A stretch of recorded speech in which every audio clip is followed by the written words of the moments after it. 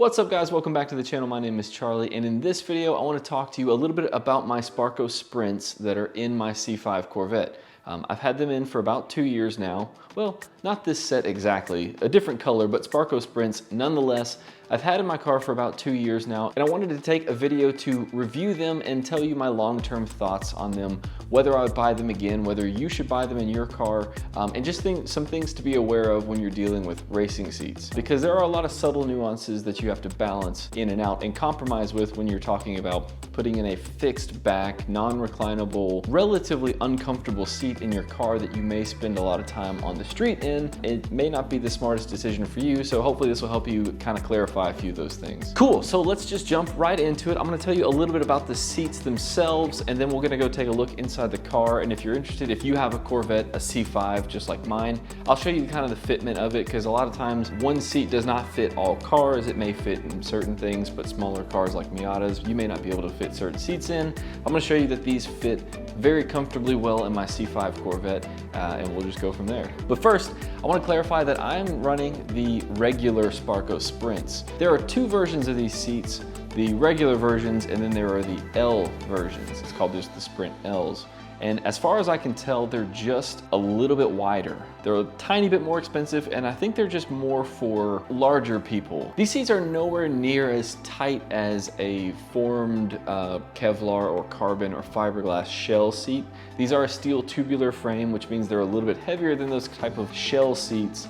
But that also helps in the cost. They're about half the price of a normal fiberglass or carbon fiber, especially a carbon fiber back seat. I'm not gonna lie, right off the bat, they look really uncomfortable. I was really skeptical when I bought the seats the first time. Spoiler alert, I'm gonna let you, they are a lot more comfortable than I was expecting, and they're surprisingly really comfortable, just full stop, especially for a racing seat. But to clarify, if you're interested in putting the L versions in your C5 Corvette, I cannot guarantee that they're gonna be the same. Dimensionally, they're gonna be a little bit wider, so the clearances may not be exactly the same in your application, your types of cars. So take that with a grain of salt, do your research. If you're gonna get a version other than mine, they may not work. The reason why I picked the Sparco Sprints was predominantly the fact that it was the least expensive FIA rated racing seat that you could buy, that was easily accessible.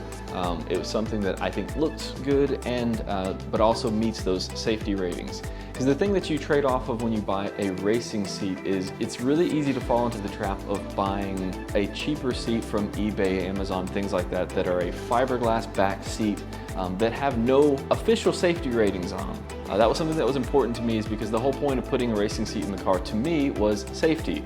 I wanted a car that I could put harnesses in, and you can't do that with the factory seats. And I wanted seats that are going to be extremely strong. Again, in the unlikely event that you have any kind of incident on track, safety is #1 priority. You do not want to skimp on that in cost. And if my budget is $500 per seat, you're not going to get a carbon fiber seat for that. You're just not. And even fiberglass seats, you can get seats for under that, but a lot of them don't carry the same spec rating that a lot of these upper end seats have. This is the cheapest seat that Sparco makes, but it's still FIA rated, which is important, especially if you're in any type of competing events or anything like that. Spec racing, they're going to check these certifications on your harnesses and the seats and all these kind of components like that. So don't go buy a cheap seat off eBay or Amazon and think that it's going to keep you safe. It may or may not. Also, a reminder, these seats are not reclining. That's kind of part of the safety aspect of them. Seats that don't recline, that are all made out of one piece, are a lot stronger than ones that hinges on the back. So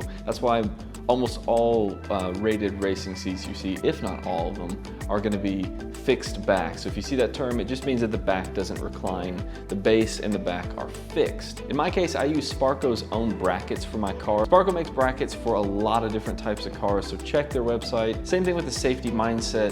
If you're spending money, don't cheap out on this. I went with the Sparco bases. I didn't buy a cheaper one or anything like that. It fits really well, and I know that the quality is equal with the seat. Also, speaking of adjustability, the Sparco side mounts I ordered with the seats offer a number of height adjustments as well as front to back adjustments. So you do have some flexibility with the seats. Like I did, I put a slider, you can adjust it forward and backward, but as far as the rate goes, what you bolted in there as is how it is. Did that make any sense? But in my ownership of these seats, I have never had any problem. They are very comfortable. Once you get them set up the way that you want them once, you leave it and that's about it. I never moved the seats, so I could have taken the time to bolt it in. I just wanted to put a slider on the driver's side just in case somebody else drives my car. I've got some flexibility there. One other thing before we go take a look at the seats was that this is actually my second set of Sparco Sprints.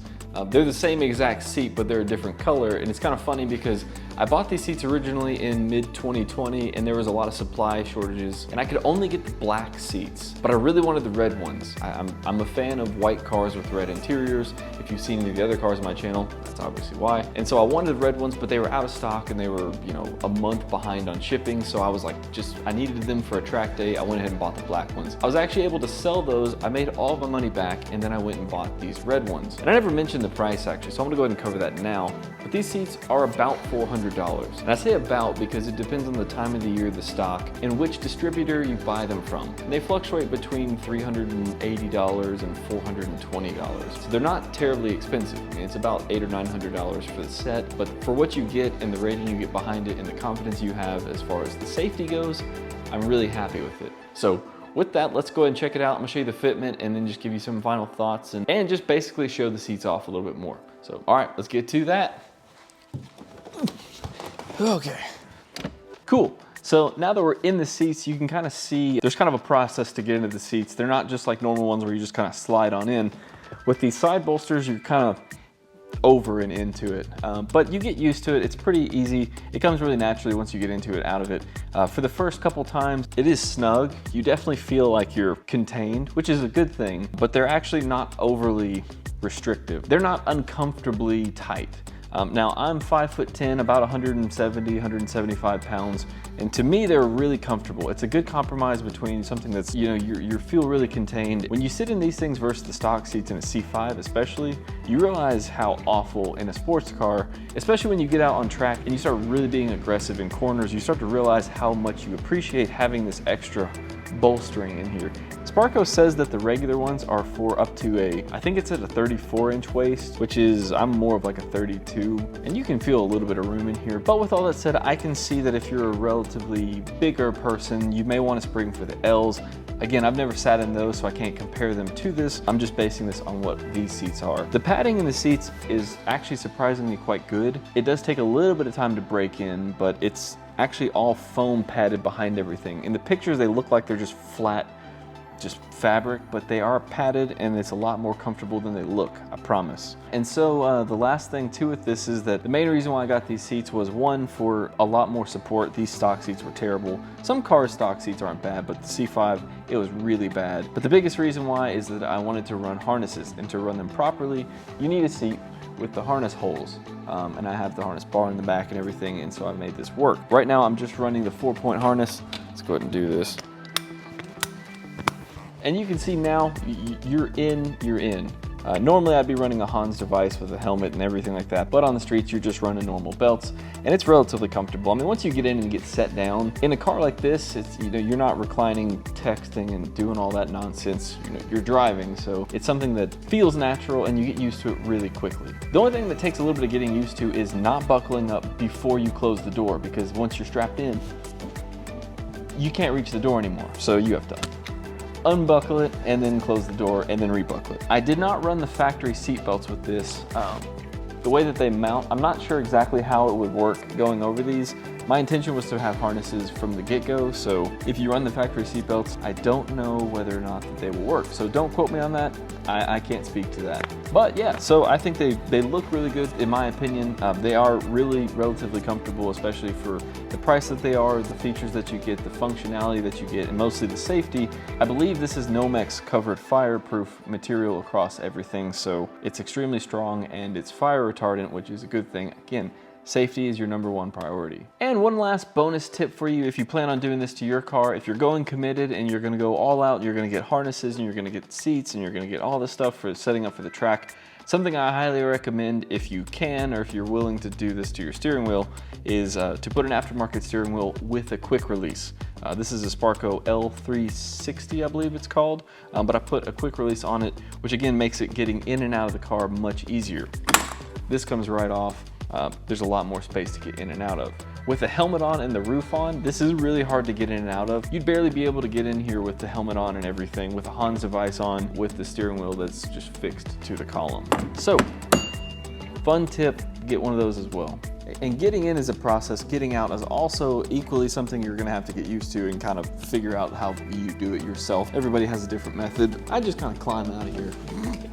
So I kind of want to wrap this up now. It's just kind of a short little video to show you guys these seats and tell you kind of my thoughts on them. Long term, I have really enjoyed them. I would absolutely buy them again. And if you're in the state that I was, where you want to find a budget solution that's also has the quality and the reputation behind it, safety-wise, these Sparco Sprint seats are a fantastic choice for you for your weekend warrior, HPDE, track day, autocross car. They are fantastic seats. They're very comfortable. I think they look good. And there's really, I mean, that's about all I was looking for in a seat. These have been awesome for me and I plan to keep them in the car. I don't really plan to replace them. Even if I wanted to replace them with something more expensive, I just don't think I would. I like these too much.